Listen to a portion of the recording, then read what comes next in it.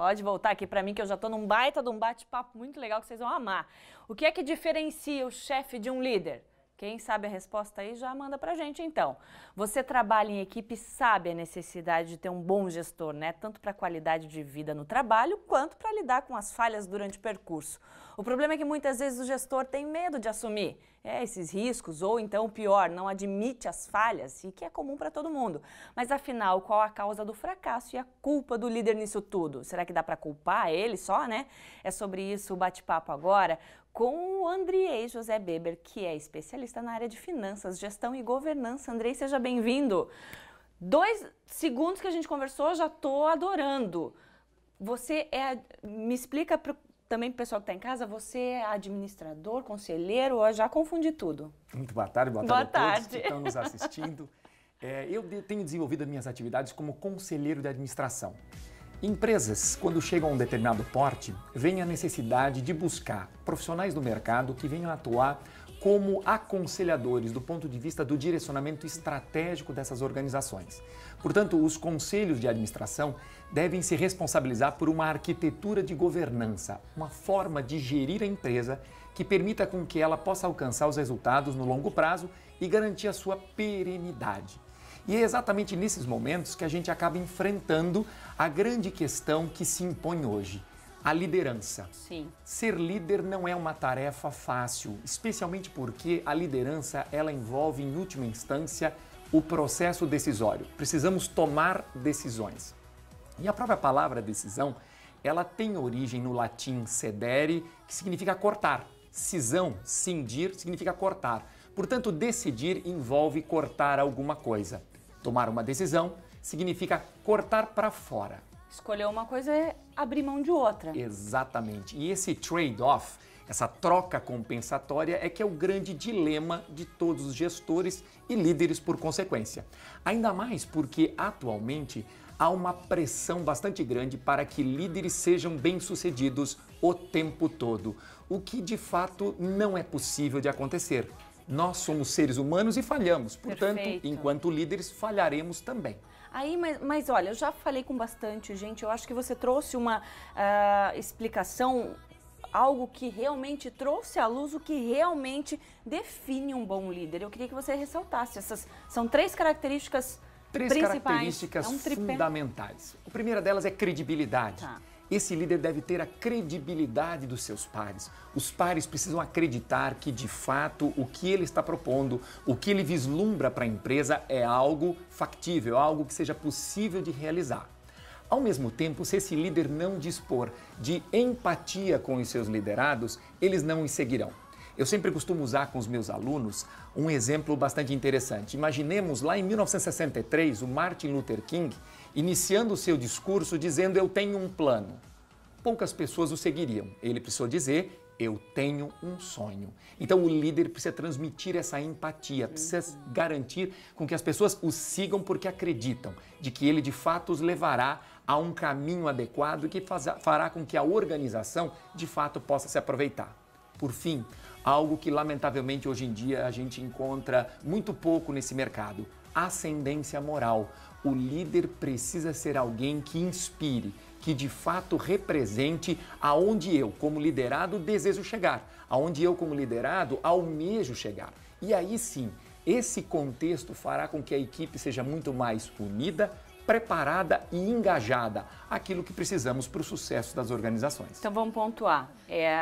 Pontuar, né? Credibilidade, ascendência moral e principalmente a empatia. Com tudo isso, se essa pessoa conseguir, como é que ele faz para ser eficaz? Para ser eficaz, ele precisa inicialmente avaliar todas as alternativas. Um líder que não tem a condição de avaliar o contexto, de ter uma visão sistêmica, de enxergar além daquele contexto no qual ele está imerso. E esse é um grande problema para os líderes de hoje. Por vezes, nós temos uma inaptidão cognitiva. O que significa isso, trocando em miúdos? Temos a tendência de apenas buscarmos soluções que conhecemos, que nos sentimos mais confortáveis, soluções que fazem com que nós estejamos dentro de um contexto controlado, um contexto que nós já sabemos quais são as respostas. Porém, hoje em dia, tendo em vista aquilo que chamamos de inovação disruptiva, o mercado encontra-se cada vez mais dinâmico, com cada vez mais velocidade. E aí, quando a velocidade das mudanças externas supera a velocidade das mudanças internas, podemos dizer que o fim está próximo. Portanto, um líder ele precisa ir além do contexto, além do trivial, além daquilo que faz parte do seu dia a dia. Ao mesmo tempo, muitos líderes, eles se equivocam ao acharem que são capazes de tudo. Precisamos entender que temos limites. Não é feio, não é ruim dizer não consigo, não posso, vou buscar ajuda, vou buscar alguém que possa me auxiliar nesse processo. E falando nisso, Andrei, quero convidar você e o pessoal que está em casa, porque a gente compartilha essas coisas da internet. Eu achei um vídeo bem legal que justamente fala sobre isso, o que é ser líder. Quando você é líder, você é seguido, né? As pessoas te admiram, tem tudo aquilo. Então vamos dar uma olhadinha nesse vídeo que é bem legal para exemplificar o que a gente está falando.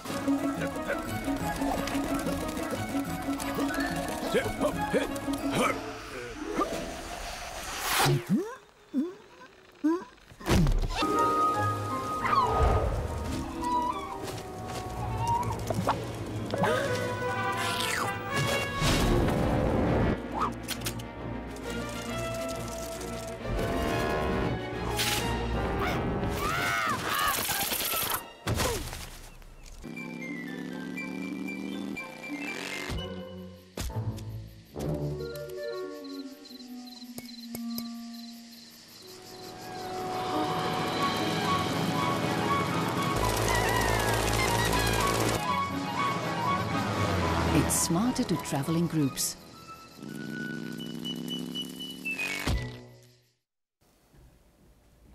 Muito legal, né? Vocês viram que quando o líder ele comanda, mas ele vai junto, né? Agora voltando aqui ao que a gente estava falando, de um líder, ele está assumindo pelo cargo, pela posição, ele está assumindo a responsabilidade de dizer sim ou não, de fazer os cortes, né? Aquele abrir mão de algumas coisas para assumir outras. Mas esse líder, essa pessoa com medo de arriscar, ela vai longe? Ela consegue liderar uma equipe? Sim, fundamentalmente risco está associado à audácia, à ousadia. Não é à toa que todos nós conhecemos aquele ditado popular que diz: quem não arrisca, não petisca. Portanto, arriscar-se faz parte do processo de liderança, do processo de gestão.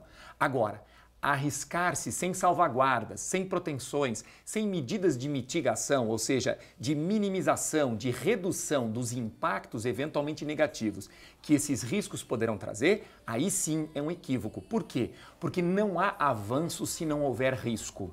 A minha avó costumava dizer: nunca dê um passo maior do que a sua perna. De fato, ela tinha um pouco de razão, mas eu iria além. Nunca dê um passo muito maior do que a sua perna, porque se você não der um passo ligeiramente maior do que a sua perna não alongará o suficiente para dar passos ainda maiores. Portanto, um líder precisa ser cauteloso, arriscar-se, mas de maneira controlada, coordenada e principalmente responsável. Por quê? Porque atrás dele há um grupo de liderados que estão confiando no seu trabalho, confiando na direção que ele está oferecendo para a organização, para aquele grupo, para aquela comunidade a qual naquele momento ele está liderando. E que ele é referência. Naturalmente ele será uma referência para o bem e para o mal. Portanto, a responsabilidade da liderança, que é também situacional. Eu posso ser líder nesse momento e abrir mão. Portanto, eu sempre digo, liderar, mas também saber ser liderado. Perfeito, aprender, né? Andrei, obrigada pela tua participação, Muito adorei obrigado. aqui a nossa conversa. A gente tem muito para aprender, né, gente? Obrigada. Muito obrigado, uma boa tarde a todos. Para você também. E assim a gente encerra o nosso Ver Mais. Vou mudar aqui para um só para confundir o pessoal. Mas amanhã, gente, estamos de volta, você sabe, a partir da 1h20, nosso Ver Mais aqui vai estar preparado para você em casa. Então sabe, né? A gente se encontra. Até lá.